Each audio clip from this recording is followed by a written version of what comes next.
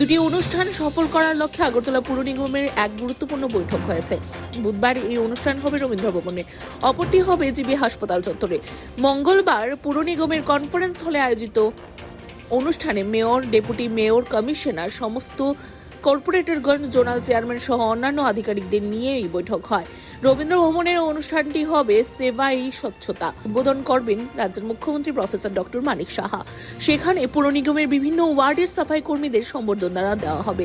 এছাড়াও সুস্থ নারী শক্ত পরিবার শীর্ষক একটি অনুষ্ঠানের উদ্বোধন করবেন প্রধানমন্ত্রী নরেন্দ্র মোদী। এই অনুষ্ঠানটি জিবি হাসপাতাল চত্বরে দেখানোর ব্যবস্থা করা হয়েছে।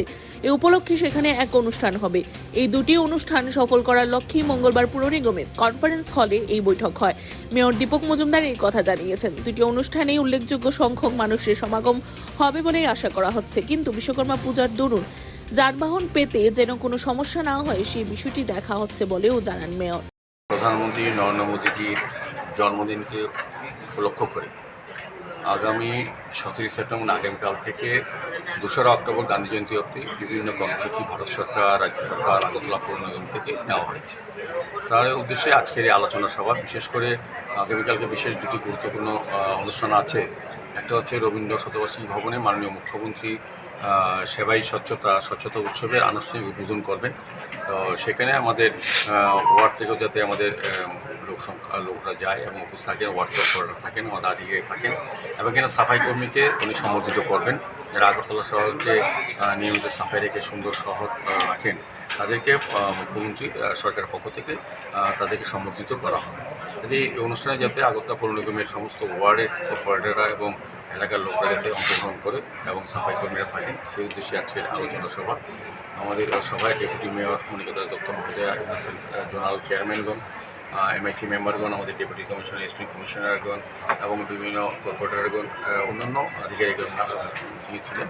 আর আরেকটা প্রোগ্রাম আছে দুপুর 12টায় আপনার জিবি হসপিটালে পার্কিং জোনের সামনে প্রধানমন্ত্রী নরেন্দ্র মোদীজি সারা দেশবাসীর উদ্দেশ্যে সুস্থ নারী শক্ত পরিবার, এটা একটা কর্মসূচি উনি ঘোষণা করবেন।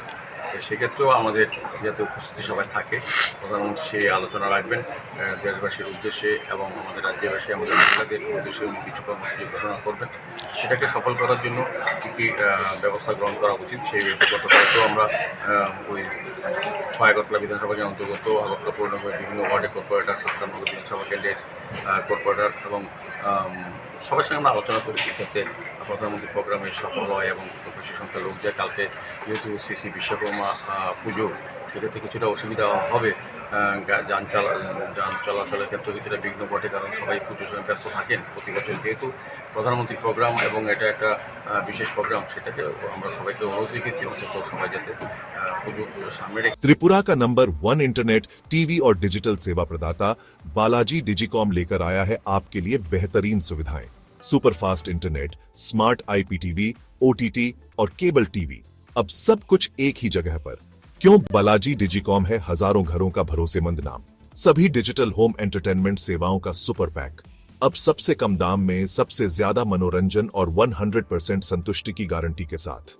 850 प्लस किलोमीटर का मजबूत optical fibre network, free installation और उसी दिन सेवा शुरू, dedicated local support, multi level escalation system के साथ शिकायतों का सबसे तेज समाधान। देखें स्थानीय न्यूज और मनोरंजन के हिसाब से अनोखा भंडार। बालाजी डिजिकॉम अब सिर्फ घर के लिए नहीं, व्यवसाय के लिए भी। High speed dedicated internet, static IP, priority technical support और साथ में व्यवसाय प्रमोशन की अनेक सुविधाएं। त्रिपुरा में जन्मा, त्रिपुरा के लिए बना आपका डिजिटल पड़ोसी बालाजी डिजिकॉम के साथ शुरू करें डिजिटल जीवन का नया अध्याय, वो भी सबसे कम कीमत की गारंटी के साथ।